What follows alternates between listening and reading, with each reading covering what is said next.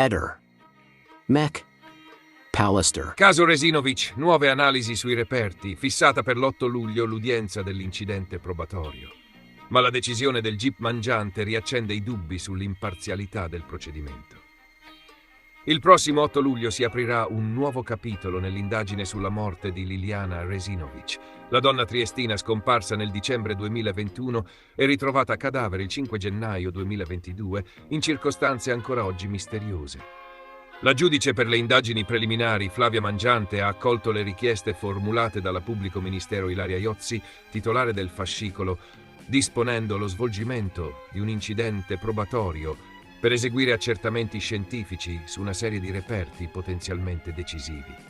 Durante l'udienza verrà formalmente conferito l'incarico a 3 professionisti scelti per condurre le analisi: Paolo Fattorini, Chiara Turchi ed Eva Sacchi.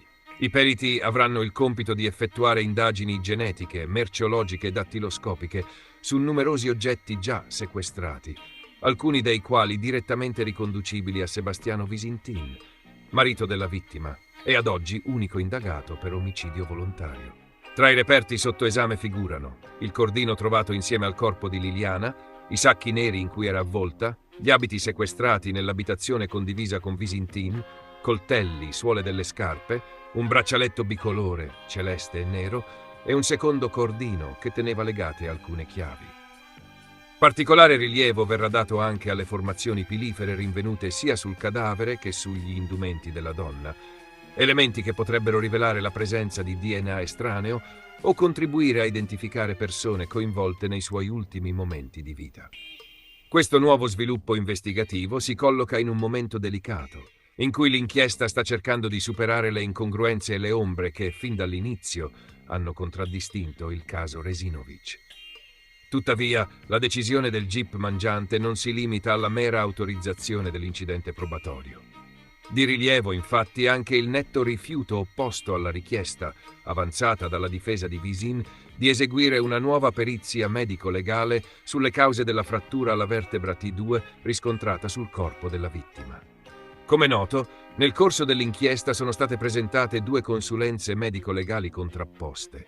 La prima, firmata da Fulvio Costantinides e Fabio Cavalli per conto della Procura, la seconda, più recente, elaborata dal team della nota antropologa forense Cristina Cattaneo. Le 2 relazioni divergono su vari aspetti cruciali, in particolare sulla genesi della lesione alla vertebra toracica, elemento ritenuto chiave per determinare se Liliana sia deceduta per cause naturali, per un suicidio o a seguito di un'azione violenta. Nonostante questa divergenza, la giudice mangiante ha stabilito che non vi sia la necessità di ulteriori accertamenti medico-legali, sposando integralmente la ricostruzione proposta dal team Cattaneo. Nell'ordinanza si legge che la frattura alla vertebra T2 era già stata evidenziata dalla TAC eseguita l'8 gennaio 2022. Prima, cioè che il preparatore anatomico Giacomo Molinari eseguisse la dissezione del corpo l'11 gennaio.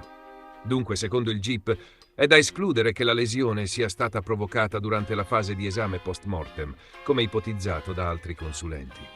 In questo modo, la versione dei fatti che attribuiva la frattura a un errore tecnico viene rigettata in favore di quella che ne sostiene l'origine traumatica avvenuta in vita o comunque per eventi precedenti l'autopsia.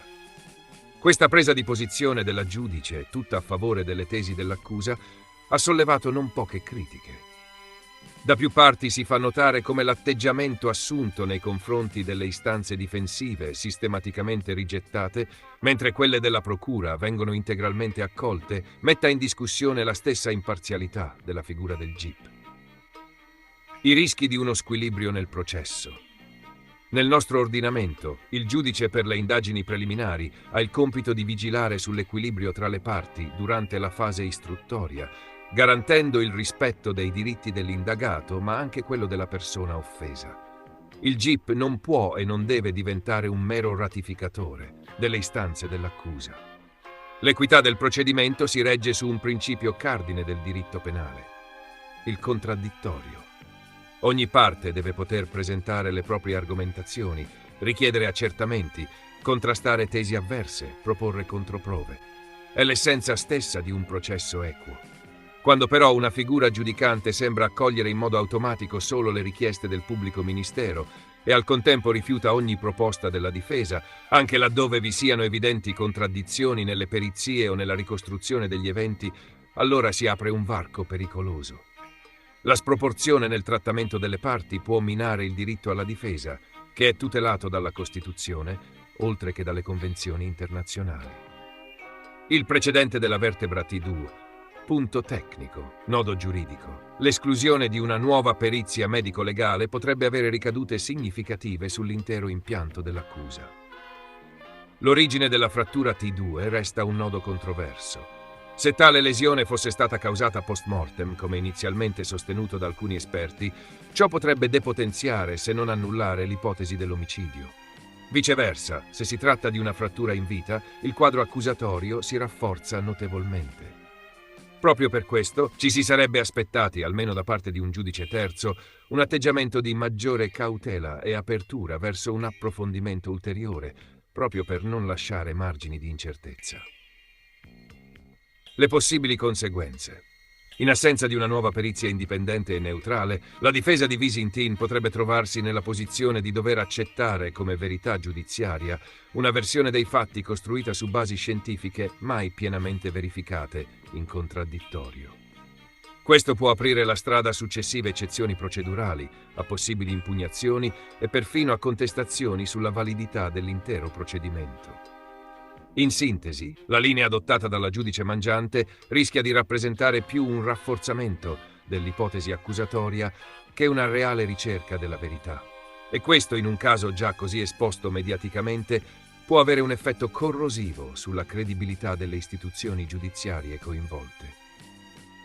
Uno spartiacque, l'udienza dell'8 luglio. Sarà quindi l'incidente probatorio dell'8 luglio a segnare un nuovo spartiacque. Da un lato, permetterà di acquisire elementi scientifici aggiornati su tracce genetiche, impronte, fibre, materiali e altri residui che potrebbero finalmente avvicinare l'inchiesta alla verità. Dall'altro, offrirà alla difesa un'occasione, forse l'ultima prima della chiusura delle indagini, per tentare di inserirsi nel procedimento con strumenti tecnici di pari forza rispetto a quelli dell'accusa. Qualcuno sta esprimendo perplessità per come sta andando avanti l'indagine in questi ultimi giorni, del resto dopo la prima parte era anche l'ora che andasse un po' avanti diversamente, però c'è una possibilità che qualcuno trascuri, cioè che chi indaga abbia in mano elementi grossi e concreti. Ehi, non dimenticare di iscriverti a questo canale.